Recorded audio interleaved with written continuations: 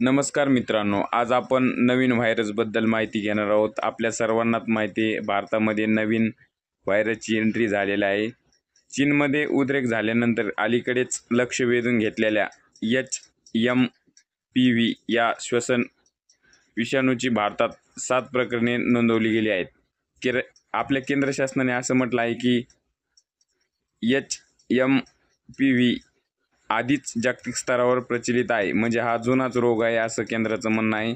त्यानंतर आपल्याला त्यांनी एक आवाहन केलं आहे की आपल्याला घाबरण्याची गरज नाही। तर आपण याचे काय लक्षणे असू शकतात ते पाहू। HMPV हा एक व्हायरस आहे जो संसर्गजन्य रोग आहे, ज्याची लक्षणे आपण पाहू। आपल्याला सामान्यतः सर्दी लक्षणासारखी असतात। याची लक्षणे हे सामान्य सर्दी लक्षणासारखीच असतात। सामान्य प्रकरणामध्ये यामुळे खोकला किंवा घरघर वाहणारे नाक किंवा घसा खवखवणे होणे।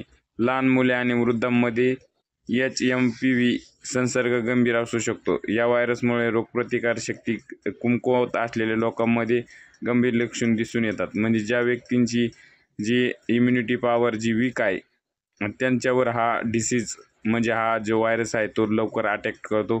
अशा प्रकारे या व्हायरसची लक्षणे आहेत।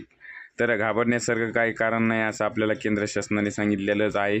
त्यानंतर आपण याचे काही सावधानी आपल्याला काळजी घ्यायची आहे की आपल्याला मास्क, पूर्वी कोरोनामध्ये मास्कचा वापर करीत होतो त्याच प्रकारे आपल्याला मास्कचा वापर करायचा आहे। त्यानंतर आपले हात स्वच्छ सॅनिटायझरने धुवून आपल्याला अशी काळजी घ्यायची आहे। अशा प्रकारे आजची माहिती होती। तर माहिती कशी वाटली कमेंटमध्ये कळवा। माहिती आवडल्यास व्हिडिओला लाईक करा आणि अशीच माहिती पाहण्यासाठी चॅनलला सबस्क्राईब